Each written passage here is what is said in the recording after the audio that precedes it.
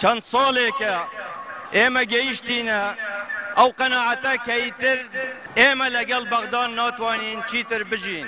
حوتی حوزەیرانی 2007 بەشێک لە سەرانی کورد بڕیاری ئەنجامدانی ڕیفراندۆمیاندا و لە 25 حوزەیران ڕاپرسیەکە ئەنجامدرا. سەرڕای ئەوەی بەشێک لە حیزبە سیاسیەکان لەگەڵ ئەوەدا نەبوون لەو کاتەدا ڕیفراندۆم بکرێت و پێیان وابوو جارێ زووە بۆ پرۆسەیەکی لەم جۆرە، ئەوان هۆشداریان پێدرا بوو کە تەنانەت دۆستانیش لەگەڵ ڕیفراندۆمدا نین.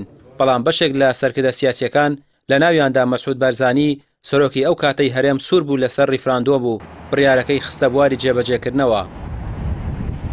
یادی چەند ساڵ تێپڕبوون بەسەر چاودێرێکی سیاسی دەڵێت ڕیفراندۆم لێکترازان و دابڕانێکی گەورەی لە نێوان حیزبە کوردستانیەکان دروست کرد و زۆرینەی خاکی کوردستان لەبەر بڕیارێکی هەڵا لە دەست چوو.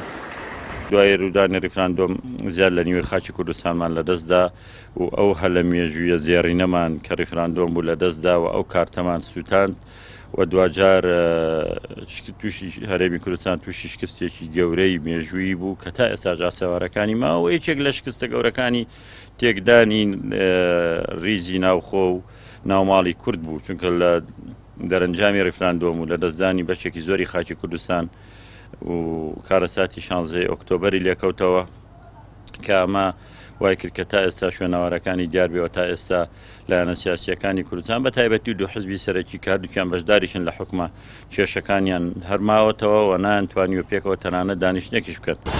دوای بڕیاری ڕیفراندۆم و شکستێنانی پرۆسەکە یار و نەیاری سەرکردە و حیزبەکانی لەیەک کرد. لە دوای سەرکردنی ڕیفراندۆم و 16 ئۆکتۆبەر و لە دەستدانی 150 خاکی کوردستانیش لە جێگەی دانان بە هەڵەکانیاندا هەمووان یەکدیان تۆمەتبار دەکرد بە پەلەکردن لە بڕیارەکە و گوێنەگرتن بۆ هۆشداریە ناوخۆیی و دەرەکیەکان.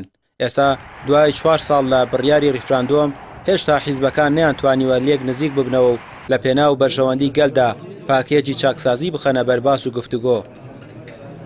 بەداخەوە یەکێک لەو گرفتانی کە پێم وایە هەر شۆڕشی ڕزگاری خوازی کوردی لەسەرتاوە و تا ئێستاش کە پێمان وایە زنجیرەی قەیرانێک لە دوایەکی بۆ ئەزمموی حکومڕانی بۆ ئەزمموی ئیداری بۆ ئەزمموی سیاسی بۆ خەباتی مەدەنی هێناوەتە ئاراوە بەداخەوە ئەو گوێنەگرتن هەیە لە یەکتری ئەو ناتەبایی ناوماڵی کرد. دوو فاکتەر کە هەمیشە ئەتوان بڵم دەستکەوتەکانی لەبار بردووە و ئەم دوو فاکتەرش لە ئێستادا بوونیان هەیە.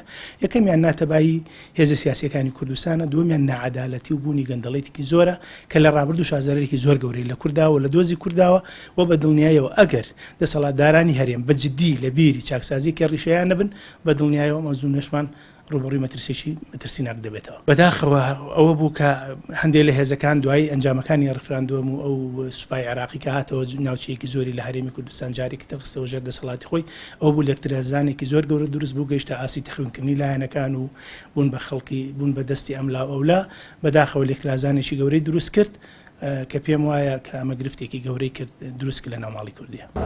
ئەوانەی لەگەڵ ڕیفراندۆمدا نەبوون پێیان وابوو بە زیانی کورد دەشکێتەوە و پێویستە گوێ بە هۆشداریەکان بدرێت، بەڵام بەشێک لە بڕیار بەدەستەکان پێیان وابوو ئەوەی پرۆسەکە ڕەت بکاتەوە خیانەتکار و خۆفرۆشە. لە کاتێکدا بەر لە ڕیفراندۆم کورد لە ناوچەکەدا نیمچە دەوڵەتێکی پێکەوە نابوو، تەنها ئەوە بەس بوو ئارام بگرێت تا دەرفەتەکە دەڕەخسێت. بەڵام دوجار ناکۆکی ناوخۆیی و کە لە ڕقی بڕیار بەدەستەکان و حساب نەکردن بۆ ڕای گشتی شکستی بەو دەرفەتە مێژوویە هێنا. ڕامیر عوسمان، کەناڵی پەیام، سلێمانی.